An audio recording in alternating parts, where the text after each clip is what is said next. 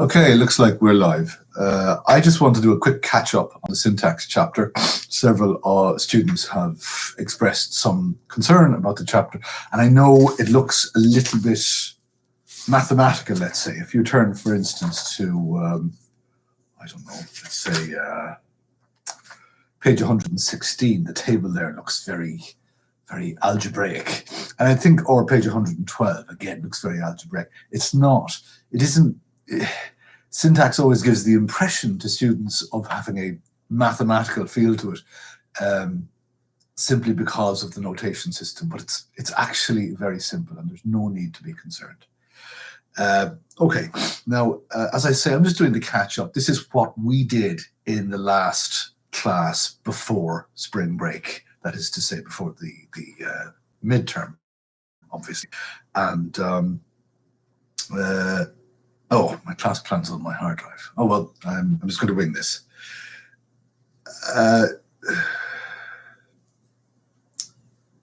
You have, supposedly, I'm on page page 95 of the text.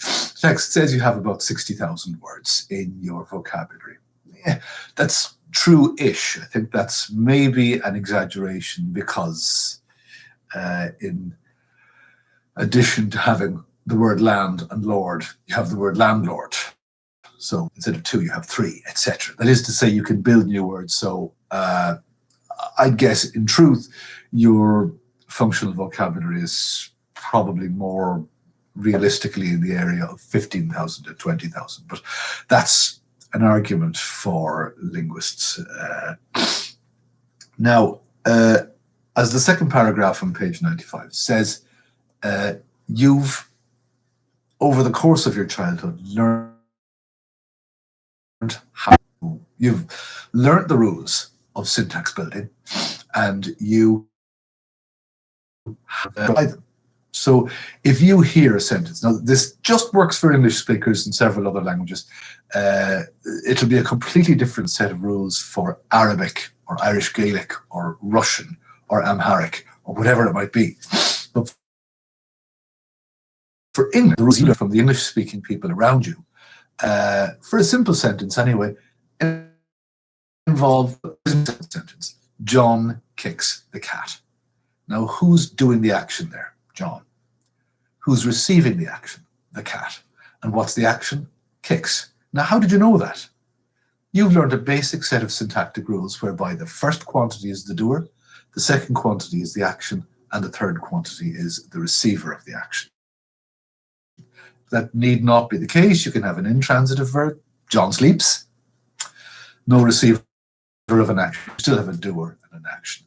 And it was this realization that led people in the 19th century, early 20th century to start talking about every sentence having a subject and a predicate.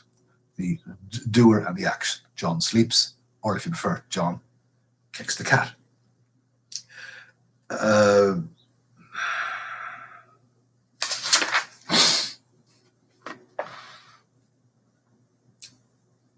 Now, one of the major discoveries of syntax is that you've learned a number of sentence building techniques, and you've learned how to incorporate clauses in there. Because John was angry, he kicked the cat. John, the happiest man in the room, kicked the cat. The angry astronaut kicked the cat that came into the room. You can see it's all kind of versions of the same sentence, but we're adding little bits. What we're actually adding are phrases. Well, clauses as well, but you have the idea. The point now, this means that we have some sort of an on-the-fly sentence generating machine in our heads. And this means that we're not simply learning sentences by heart. That is to say, a child of 6 years hasn't simply learned by heart all the sentences that they've heard since they were 0 up to the age 6. In fact, they've learned all these words and they've learned a series of sentence building rules. So with the let's say 10 or 15,000 words that they have at that age, that's a guess, they can apply sentence building rules to those thousands of words and build literally millions, if not billions, of new novel sentences using those rules. So the 3 points on page 96, there are just too many sentences to list. You're not simply learning sentences by heart, you're learning how to build sentences. Number 2, speakers know more than lists.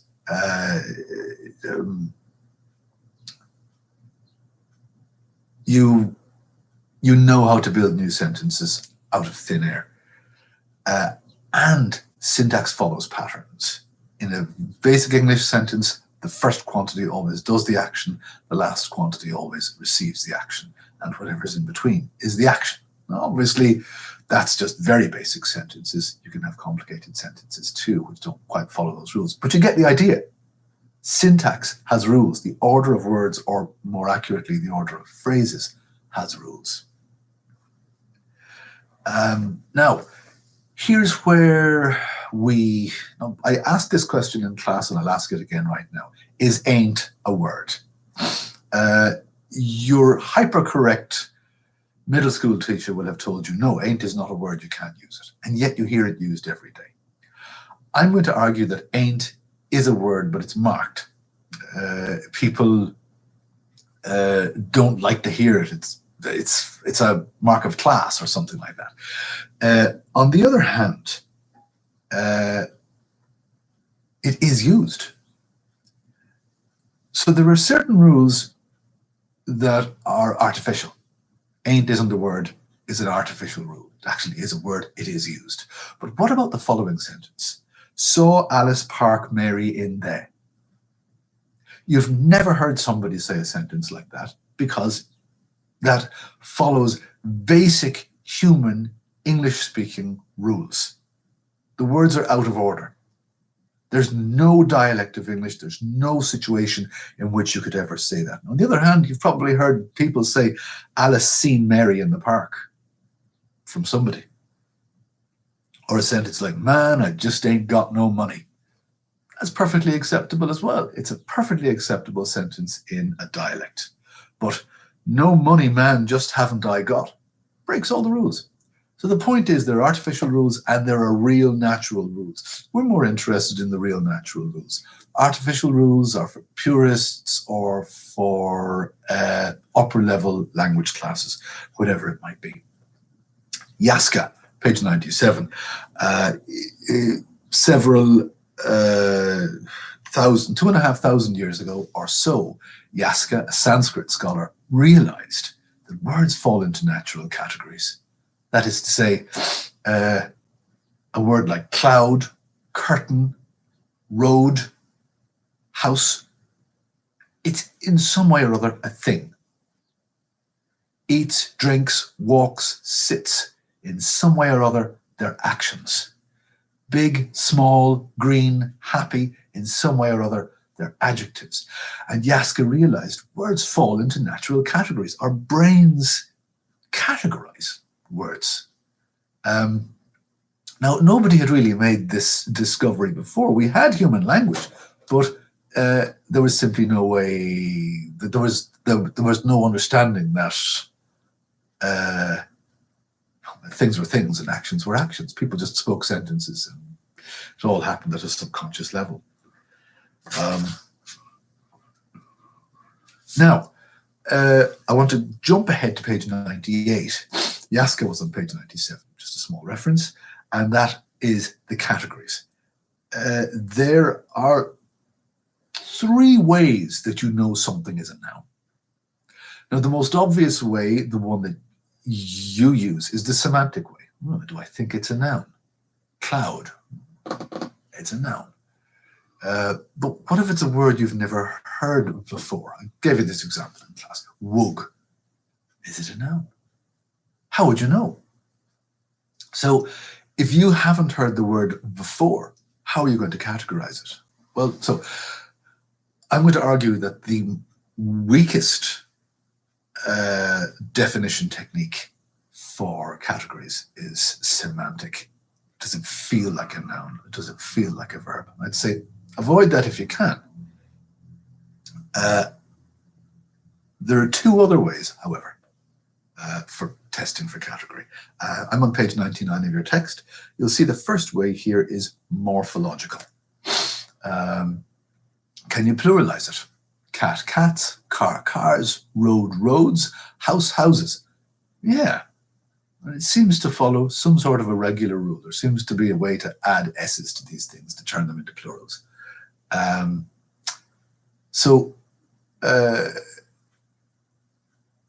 Can we add, for instance, ing? Catting, housing, dogging, well, roading. You have the idea. There are certain morphological changes we can make to nouns that we can't make, to verbs that we can't make to nouns, and vice versa. Nouns change in certain predictable ways. So that's the morphological test or the morphological process. The second way is syntactic. Where does the word? This is I'm about 2/3 of the way down on page 99 here. For instance, can I put cat where I'd expect a verb to come? John cat the dog. Makes absolutely no sense. John kicks the dog, yeah, but you can't put a noun where you're expecting a verb. Let's try to put a verb where John is.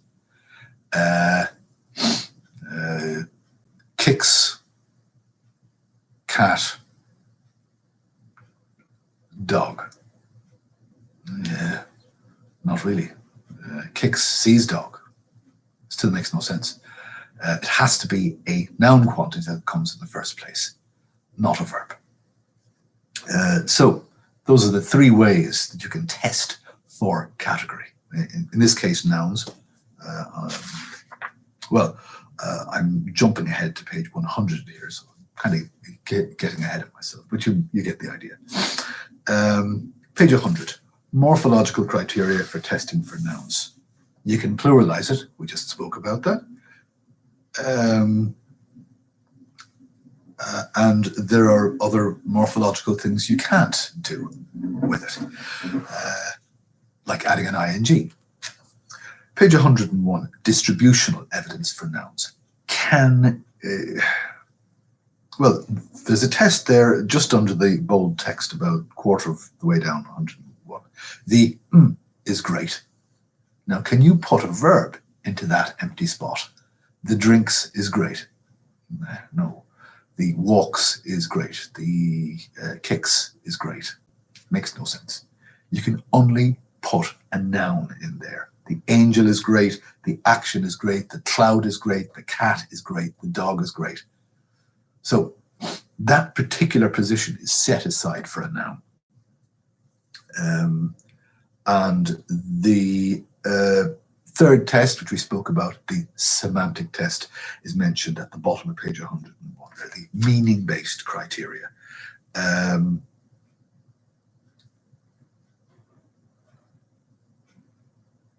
Now, you all learned person, place, or thing for now. Add concept, and you're probably fine. But still, there are some sticky categories there.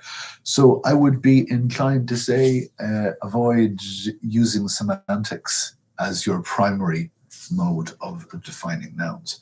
Now, verbs, same things happen. I'm on to page 102 here. What can you do to a verb that you can't do to a noun? That is to change it. Well, you can add a past tense suffix. John kicks the cat. John kicked the cat. John walks home. John walked home. And non-verbs can't take an ed suffix. Now, there are other variants of the ed, obviously, but you get the idea. Second test, distributional evidence. I'm at the bottom of page 102 here, and there's a test sentence of 2 words, 103 there. You can only put a verb there.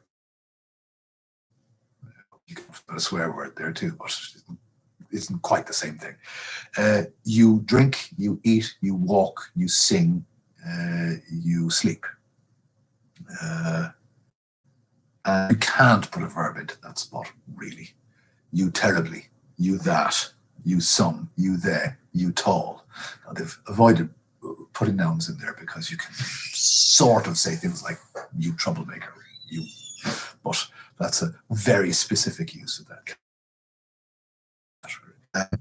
And note, halfway down page 103, meaning-based evidence, use with extreme caution. Again, follow the text's instructions here. Don't use semantics as your basis for identifying nouns. Use morphology or use distribution. Now, I'm turning quickly to page 102 here, just to point you to the three subcategories of nouns mentioned there. But do be aware, you've seen these.